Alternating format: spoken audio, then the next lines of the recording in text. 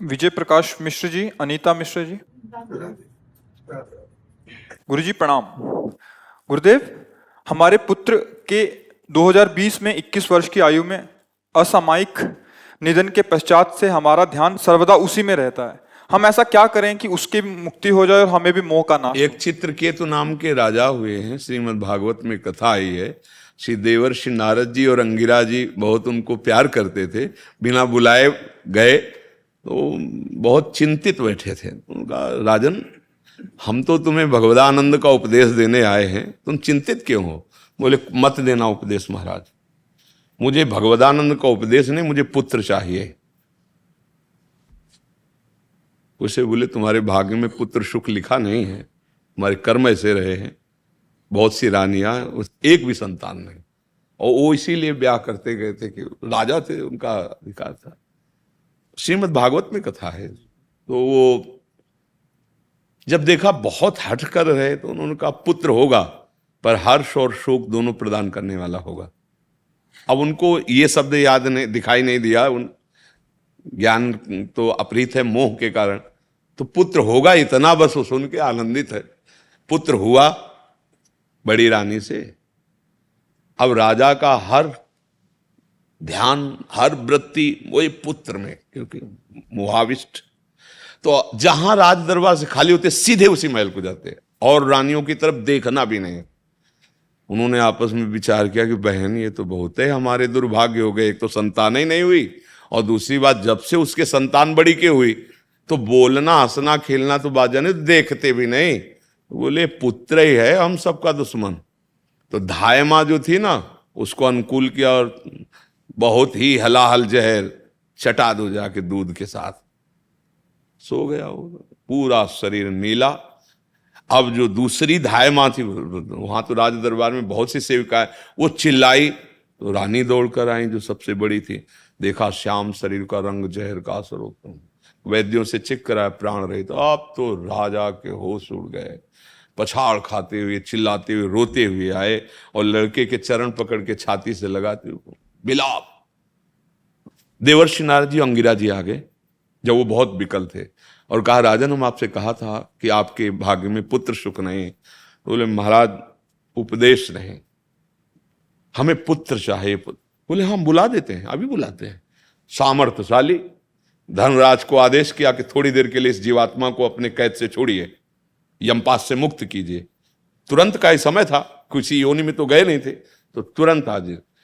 उनसे कहा कि नारद जी को तो सब त्रिकालज्ञ है, अंगिरा जी भी त्रिकालज्ञ। उन्होंने कहा देखो तुम्हारे पिताजी कितना तुम्हें प्रेम कर रहे हैं, तुम इस शरीर में आ जाओ, हम भी दान देख लेंगे। नारद जी ने कहा अरे बोले महाराज आप क्यों विनोद करते हैं, हमारा बाप है, कितनी बार हमारी पत्नी बना, कितनी बार बेटा बना, कितनी बार। अरे व्यापार कितने जन्मों से चल रहा है, ये कोई बाप है अपने स्वार्थ को रो रहा।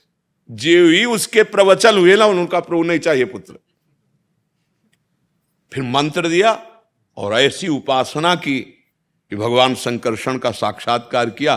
पर थोड़ा गलती हो गई, भगवान शिव के साथ अभद्र व्यवहार करने से वही वृत्तासुर के रूप में प्रकट हुए, क्योंकि भगवान शंकर की महिमा को जानते नहीं थे। भगवती अम्बा विराजमान थी और वो प्रवचन तब उन्होंने विमान पे चढ़े चढ़े आए थे। यही होता है, मतलब अहंकार का पूरा समर्पण। प्रेमी महापुरुषों गुरुजनों की चरण सेवा इसीलिए कही गई। ध्रुव जी ने पद मिलने पर भी यही प्रभु से मांगा कि मुझे अपने महाभागवतों का संग दीजिए। जब पद मिला ना तो एक जलन हुई कि अगर कहीं महाप्रेमियों का संग निरंतर हुआ होता तो मैं भगवान की सेवा मांगता, भगवान से अलग कोई पद नहीं मांगता। तो ये बात हृदय में हमारे भगवान के प्रति प्रियता जगे, सत्संग सुनो। ना कोई किसी का पुत्र है, ना कोई किसी की पत्नी, ना कोई किसी का पिता है, ना कोई किसी का पति है। ये थोड़ी देर के लिए माया के नाटक में हम आप स्त्री पुरुष का वेश धारण करके आए हैं, अपना काम बना लो। अगर चित्त वृत्ति मोहाविष्ट रहेगी तो जिस भगवत प्राप्ति के लिए भरत जी महाराज अपने राज्य, अपनी राजरानियों का त्याग करके आए, वही ममता थोड़ी सी हिरन में हो गई तो अगला जन्म हिरन का हो गया। हमारी तुम्हारी क्या दुर्दशा होगी जो ममता का जाल फैला हुआ है। इसलिए कोई किसी का पुत्र नहीं है। गृहस्थी में रहते हुए भगवत प्राप्ति तभी होती जब पुत्र में भगवत भाव, पति में भगवत भाव, पत्नी में भगवत भाव, भगवत भाव में ये द्वेष, ये नाना प्रकार की गंदगी नहीं होती, उसको सुख पहुंचाना होता है। अच्छा, जितने दिन नरसिंह मेहता का जब पुत्र अंतर्ध्यान में प्राण निकल गए तो करताल लेके नाचे। लोगों ने कहा कि मतलब रोना चाहिए। बोले रोए वो जो हरि का ना हो, हम तो हरि के हैं, आए थे इतने दिन अपने स्वरूप की लीला की और चले गए, उनकी वस्तु वो अपना देखे, हमें तो और स्वतंत्रता हो गई, अब रात दिन भजन करेंगे, हमें कोई चिंता नहीं। आपने जैसे मुनीम है फैक्ट्री का, एक मालिक का स्वरूप समझो उसे, मुनीम को स्वरूप, लेकिन वो मालिक नहीं है। और अगर मालिक बन बैठे तो दंड का अधिकारी हो जाएगा ना। तो तुम्हारा घर, तुम्हारा शरीर, तुम्हारे संबंधी, ये सब भगवान की रचना है कि तुम्हारी रचना है? भगवान की है ना। आपने क्या मान लिया? आप उस मायाधीश को भूलकर अपने को मायापति मान बैठे, आस्तिकता नष्ट हो जाएगी, ऐसी माया है। बहुत बहुत सावधान। केवल नाटक, जगन नाटक वैभवा, गोपाल शास्त्र नाम में भगवान, केवल ये मंच सजा है प्यारे, और आप भूल से खेलना चाह गए तो खेलने में उतर गए, खेलते खेलते ऐसे खेल में उतर गए कि तुम भूल ही गए कि हम रोल कर रहे हैं। रोल को सत्य मान लिया, स्वांग को सत्य मान लिया, फिर बंदी बना लिए जाओगे सत्य। स्वांग को स्वांग नहीं रहने दिया और सत्य में आ गए, राग द्वेष में, लड़ाई झगड़े में। तो क्या हुआ? कानून ने बंधन बना दिया। आप सत्य मान रहे हो ना, माया ने आपको बंधन में डाल दिया। अब कैसे जिए उस पुत्र के वियोग में? मुनीम थे, मालिक बन बैठे, इस बात का है। तुम्हें जो दुख हो रहा है वो इसी बात का हो रहा है। जितने समय के, ये सब सरकारी हैं भाई, कोई बंगला गाड़ी और सब बढ़िया व्यवस्था, बढ़िया खूब फूलों से सजा हुआ स्थान आपको दिया गया तो आसक्त मत हो, सरकारी आदमी हो। ये बंगला गाड़ी सरकारी है, कभी भी बदल दे आ जाएगा। फोन आया, आपका ट्रांसफर, अब कि ये हमारे गुलाब छूट रहे हैं, हमारा बगीचा छूट रहा है। तुम्हारा था ही नहीं यार, तुम तो सरकारी आदमी, भेजे गए थे। तो ऐसे ही है, तुम्हें जो कुछ मिला है ना, गाड़ी बंगला शरीर और संबंध, सब ये भगवान के द्वारा दिए गए हैं और भगवत प्राप्ति के लिए मिले हैं। भगवान से तो कोई मतलब नहीं रह गया, आप मालिक बन बैठे हो तो फिर भोगना पड़ेगा। इसी अज्ञान का दंड मिलता है।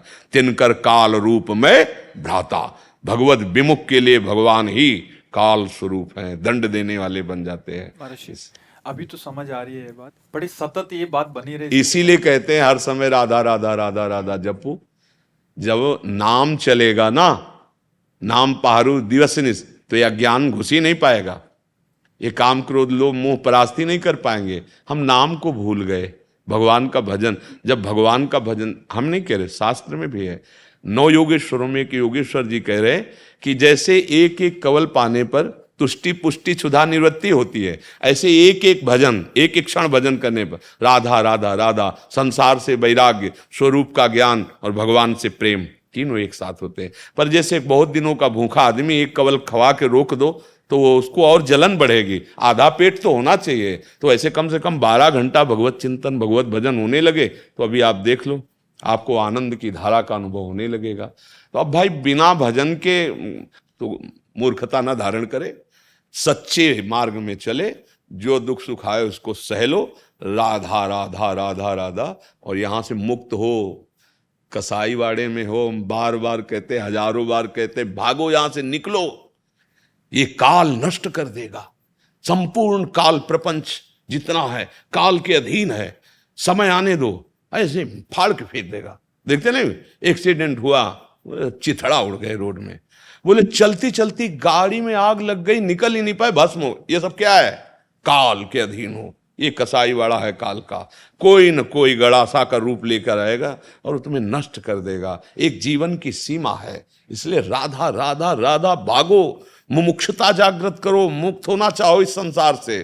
पर भोगों का ऐसा मीठा आकर्षण है, इसलिए शोक की तो कोई गुंजाइश ही नहीं है। इसका नाम मृत्यु लोग, सब मरेंगे, हम तुम भी मरेंगे, इसका नाम ही मृत्यु लोग। तो क्या शोक करना है यार? केवल तुम्हारा ही लड़का मरे या तुम ही को मरना हो तो सब विचार करें बैठ के कि ऐसा अनर्थ नहीं होना चाहिए, इसको भी छूट मिल। भैया यहां भगवान भी अवतरित हुए तो अंतर्ध्यान की लीला की, प्रकट होने की लीला की तो अंतर्ध्यान की लीला की। तो अगर दुख की बात पूछो, भगवान की जो प्रिया जो हैं लंका में बैठे रुदन कर रही हैं, भगवान नंगे पैर वनवास में, कितना भगवान अवतार लिए तो आप देखो क्या, कितना कष्ट सहा है भगवान ने, तो तुम इस दुखालय में सुख ढूंढ रहे हो और तुम सोचते हो कि हमारा नहीं भैया, भागो भागो इस संसार चक्र से मुक्त होने के लिए भागो। भागने का मतलब अंदर से निर्विकार होकर भगवान की प्राप्ति करो। वो सब कराएगा नाम। जितना नाम जप करोगे, जितना भजन करोगे,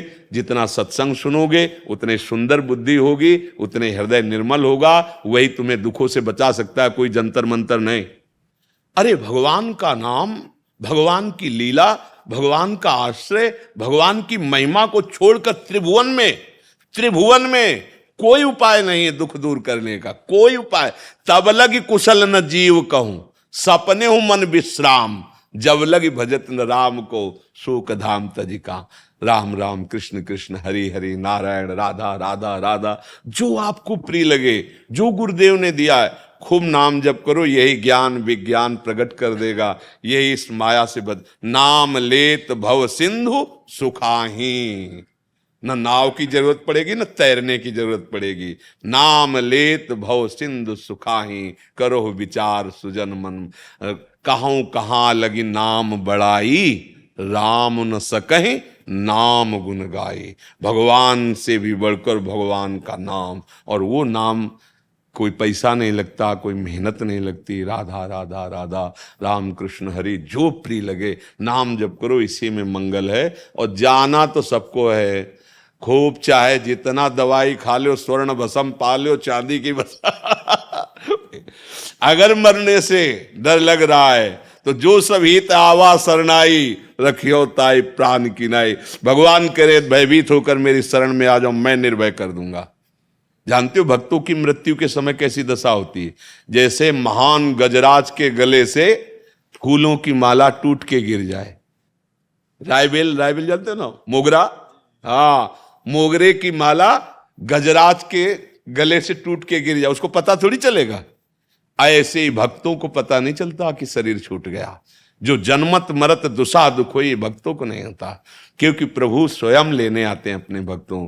तो मन तो भगवदानंद में डूबा हुआ है। शरीर को पहले ही वो छोड़े हुए थे, अब लीलावत छूट गया। जैसे सांप को अपनी केचुल छोड़ने में कोई कष्ट नहीं होता, जैसे नया वस्त्र प्राप्त होने पर पुराने सड़े वस्त्र को त्यागने के लिए कोई हमारे अंदर कष्ट नहीं होता, ऐसे भक्त को अपने शरीर त्यागने में कोई कष्ट, मृत्यु उसके लिए आनंद होती है, मृत्यु महोत्सव होती है। और भगवान कहते हैं सब कुछ हरण करने वालों में मृत्यु मैं हूं। तो मृत्यु रूप से स्वयं भगवान वैसे सबका अपहरण कर रहे हैं, पर भक्त के लिए भयावह नहीं, प्रेमी रूप रख कर आते हैं। तो इसलिए नाम जप करो, भगवद आश्रित रखो।